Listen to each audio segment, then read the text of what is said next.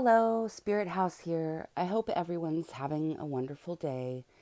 Um, Remember to try to keep positive thoughts and focus on positive manifestations during this new moon. That'll be really beneficial for you in the future on whatever your heart's desires and wishes are. Okay, that aside, this video is about, I just want to encourage people that might be going through just really dark periods or the dark night of the soul, um, especially ones that have a divine purpose, because those can be the most brutal.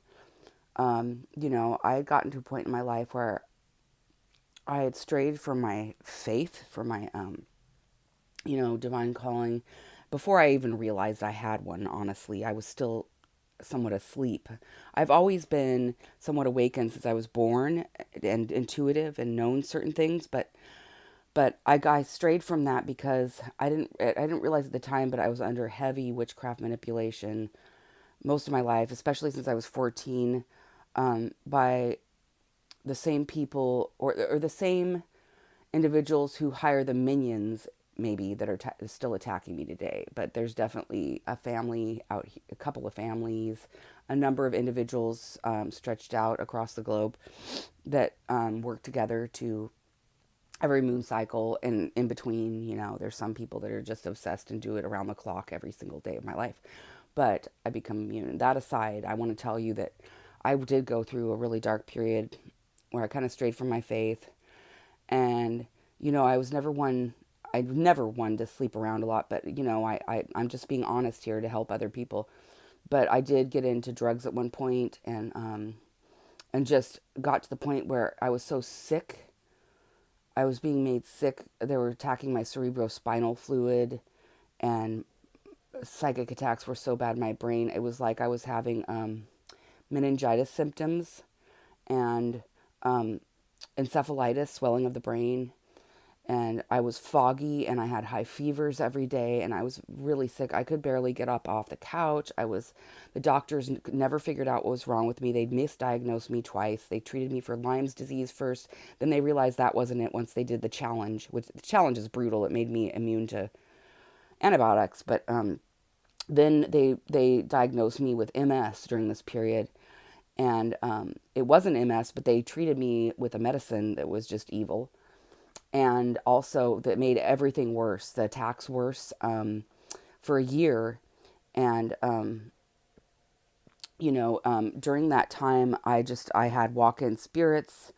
I would have these amnesia episodes where I would go unconscious or lose my motor skills, and something else would take over my body, and I would be like walking around like I was awake, but it would be something else, like a different spirit inside, inhabiting my body. And sometimes they were good, sometimes they were bad, sometimes they were ancestors trying to teach me things. Sometimes they were from this family, they succeeded to breach that. And the doctors told me I was dying. I even wrote out an advance directive. I was scared to go to sleep because I had sleep paralysis and, monitoring spirits and hags. I died for 8 minutes. I had, if you want to call it a near death or a death experience, I had that.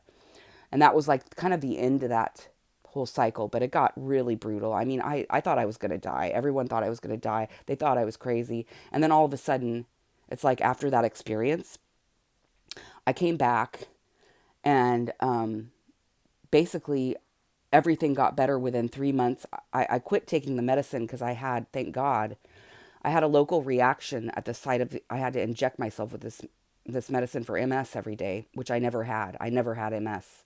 I haven't had a symptom. This was 10 years ago, okay, when I went through this, a decade ago. And I quit taking the medicine because I had a major local reaction to it. And I knew I knew it was making things worse. I kept telling my doctor, but he didn't want me to get off of it until I actually had a reaction to it. And so I quit taking it, and I told him I didn't want to start any new medicine for a few months. So during that time, I completely recovered. Um, the episodes, what I called amnesia episodes at the time, because I was completely unaware of what was going on. But but they completely the brain fog, everything cleared up. I was always a holistic medicine person. I was a coach for a while. I'm a master herbalist. So I was even too sick to like think straight enough to like treat myself and nobody really knew how to advocate for me at that period because just, it was crazy. But I'd just gone through a divorce a year before that too. And that I was very depressed. And that's another reason that it was able to take hold of me so much.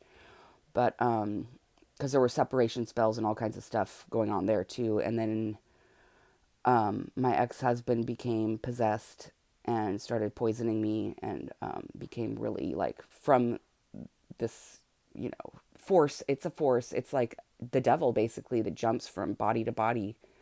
And eventually, a lot of people, everyone that I've lived with that isn't strong in faith, basically, that isn't really strong psychically and in faith, ends up becoming possessed and ends up attacking me at some point in my life. So that's how, they can jump from body to body.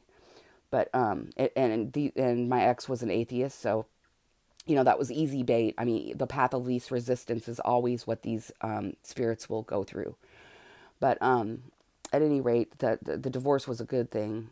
I moved out, and so yeah, then I continued to get sick. This happened, what I just told you about, and then when I quit that medicine, which was also pretty evil, because it gives you symptoms of MS as well, and then I was under attack, so it just compounded everything. It was terrible. But yeah, and then I never had another motor.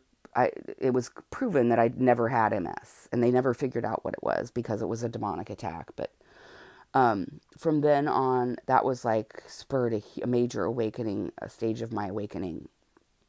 And, then I started to become more and more conscious and things started to become revealed to me. And then I went through another period that also struck another stage of my awakening, which was with a narcissist, false flame. And that experience really like made me introspective, be introspective, go within on why there was a pattern of me, attracting these kind of people, and that led to a huge amount of growth. And now today, that was 3 years ago, and today I've learned so much. I'm so thankful. But I just want to tell you this because when I went through that period, everyone thought I was crazy, and for a while, no one believed, like my friends, no one believed that I couldn't remember or recall what happened to me during those periods where I would go unconscious and then get up and start walking around, being possessed by other spirits. Well, no one believed that I had no recollection of what happened, and I had zero recollection. I would have to rely on what people told me I did the next day. Okay. And that was horrifying. I mean, that feeling of no control over your body or your mind or what you're saying or doing and having no recollection of it is the most horrifying thing on earth. I mean, I didn't want to leave the house because I was afraid I would go unconscious, I'd be taken advantage of, or I would get violent or whatever. And it was insane. It's like, I knew that wasn't me. And because I've always been consistent and I've always been a good person my entire life. But this period was just like, and it was to humble me and it was to prune me, and it was to force an awakening and get my shit together, which I did. But it was during that period, like for a while there, my mother and my brother didn't even believe me. And then they realized that I was telling the truth because we'd go on a nature walk and I would lose the use of my legs and go unconscious. They have to carry me home. And finally they realized, yeah, I was telling the truth, but it was still scary because you never know what kind of personality would after I go unconscious and awaken again. But since then, I've had no episodes like that. That was a decade ago. So it was definitely a demonic attack, isolated experience. And that's what in a lot of cases, schizophrenia. And I'm not a psychological professional, okay? But from personal experience and from helping other people through spiritual attacks and things, I believe that in a lot of cases, what's diagnosed as schizophrenia is demonic walk-in spirits, okay? And it can be either you're being attacked or you've attacked a lot of people and you've lost your mind, okay? But at any rate, or you just have so many demonic attachments on your body or on your soul that you don't have any part of yourself left, and you're not willing to give up the things that no longer serve you or your practices, um, because certain people you attack, not everyone's the same. You might have success in killing someone with psychic attacks or making them commit suicide or whatever. I mean, I'm sorry, but this is true. People do this. Or voodoo attacks or, death spells. And you may have success for a while if you do this for work in the dark. But you will come across someone eventually that is highly ranked in the spiritual realm, and that these attacks don't affect. And then if it doesn't go to them, it bounces right back off to you. And it may not be instantaneous. God and the divine will always let people think they're getting away with something for a while, just to let it come back on them harder, to teach them a lesson, to break them, to break their ego. So these things will happen. But what I wanted to share with you about this whole thing is that during that time, I I was told I was dying. I didn't think I had long to live. Very few people believed me, and I felt so alone. It was the most alone I've ever felt. I mean, and I don't get lonely. I'm the type of person, I'm a hermit. I'm fine on my own now, and I was fine before this happened. But during that period, it's like no one could relate to me. No one even hardly sympathized with me because of the crazy stuff that was happening. And it was just like a real reckoning because, and it's a horrible feeling when you feel like there's no one, you know, but that's for a reason. It's for a reason, and that was probably the only time I've really truly felt. I mean, everybody gets lonely, but I've always been a loner, so it's not a big deal. I don't mind spending time to myself, spending time in communion with nature and my spirit guides. That I actually have preferred to spend a lot of time alone my whole life, even since I was a little tiny child, like 3 years old, but it's like that period was really hard because it was the darkest time of my life when I needed someone. And this happens with everyone. So when they're going through that dark night of the soul, that period that needs to happen in order for you to change your life for the better. And I just want to let people know that it will get better. You think you'll never smile again. You think that you're just like, and you really take a blow to your self-esteem. I mean, it really just like destroys you. Even, if you're not being exposed, just that feeling, like, I don't know what's happening to me and no one believes me or cares, and and it's a period of huge anxiety. And I've never had anxiety my whole life before and after this, but I did during that period. Horrible panic attacks, and it was just like, just know that it will get better. It will get better if you just listen to the signs and ask yourself why it's happening, and don't give up hope. Whatever you do, don't give up hope. Sometimes it does require a near death experience, but to bitch slap you in the face and get you to like look at your life. But know that if you have a purpose, or just don't ever give up hope.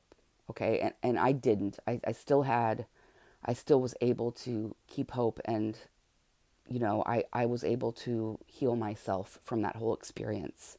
And once I was able to, once I, after that experience, I was like, the brain fog slowly lifted, and over a period of 3 months. And after 3 months, I didn't have any more of those episodes ever again. No MS symptoms, no weird sickness, nothing. It just slowly, like everything, I started awakening to everything, on another level. So I just want you to know, if you're going through a really tough time, just to do a lot of reflection, and don't give up hope. And it would be a good time to start to regain your faith, or faith in, whatever you call your higher power, but in the positive realm, for your higher good, for your highest good. But just know that, people with a spiritual calling often will have to go through a period like that. And it's part of your awakening process. It's part of the divine pruning back your life so that you, are able to ascend, and that you're not alone, because many of us with a higher calling have gone through these periods, and God will use, or however you address God or your higher power, will use evil demonic forces and people to aid in your elevation. And so Sometimes you may just feel like you're constantly under attack. Sometimes you are under constant attack, like me the last 3 years, but it's all to a good end. It's all for the highest good of everyone involved, and possibly even the planet and all of humanity. So, don't give up. To whatever you do, don't give up, because you will see the light of day again, and you will be able to smile again. You will be able to slowly build up your self-esteem again. All these things will happen in divine timing. And I just wanted to let people know that if they're feeling really like there's just nobody there, it's not, there's always the divine. All you need to do is call on them and your ancestors and angels, and they'll help you through that time quicker. So anyway, I hope this helps somebody, and I love you all, and I'll talk to you in my next video.